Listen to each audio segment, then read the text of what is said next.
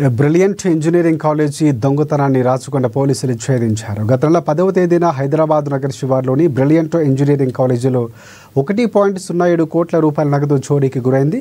ఈ కేసులో నెల రోజుల తరువాత ముగ్గురు దొంగలు పట్టుబడ్డారు. ఈ ముగ్గురులో ఒకరు మైనర్గా ఉన్నట్లు పోలీసులు తెలిపారు. ఉదయం కొత్తగూడ ఎక్స్ రోడ్ వద్ద పోలీసులు తనిఖీలు నిర్వహించున్నామన్నారు.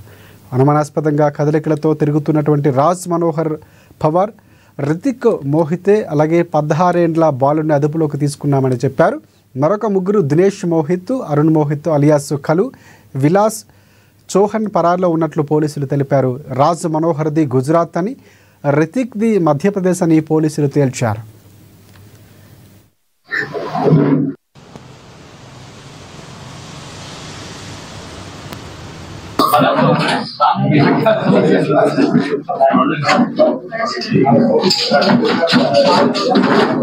ఈ నెల లాస్ట్ మంత్ అక్టోబర్ 10వ తారీఖున బ్రిలియంట్ ఇంజనీరింగ్ కాలేజ్ అబ్దుల్లాపూర్ మెట్ పోలీస్ స్టేషన్ లిమిట్స్ లో ఒక హెచ్బి జరిగింది అడ్మిన్ బ్లాక్ లో.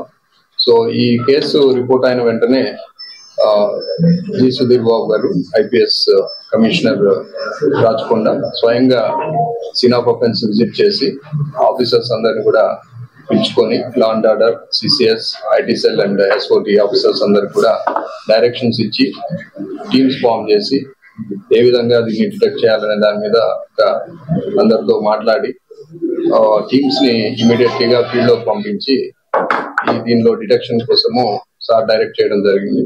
సార్ డైరెక్షన్స్ అండ్ ఇన్స్ట్రక్షన్స్ మేరకు టీమ్స్ అన్ని కూడా టెక్నికల్ అనాలిసిస్, అలాగే హ్యూమన్ ఇంటెలిజెన్స్, ఎంఓస్ వెరిఫికేషన్ ఇవన్నీ చేసుకొని మొత్తం లభించిన క్లూస్ అన్నిటిని బట్టి కూడా ఈ టీమ్స్ వాటి మీద వర్కౌట్ చేసుకొని దాదాపు 4-5 రాష్ట్రాలు, కర్ణాటక, మహారాష్ట్ర, గుజరాత్, హర్యానా, మధ్యప్రదేశ్ అండ్ రాజస్థాన్ ఈ రాష్ట్రాలన్నీ కూడా తిరిగి ఎవరెవరు దీంట్లో ఇన్వాల్వ్ అయ్యారు అనే దాని మీద ఒక ఐడెంటిఫికేషన్ చేసుకొని ఈ మాకున్న ఎవిడెన్సెస్ అన్నిటిని కూడా ఒక సింథసైజ్ చేసుకొని దాని మీద ఒక 6 మందిని ఐడెంటిఫై చేయడం జరిగింది.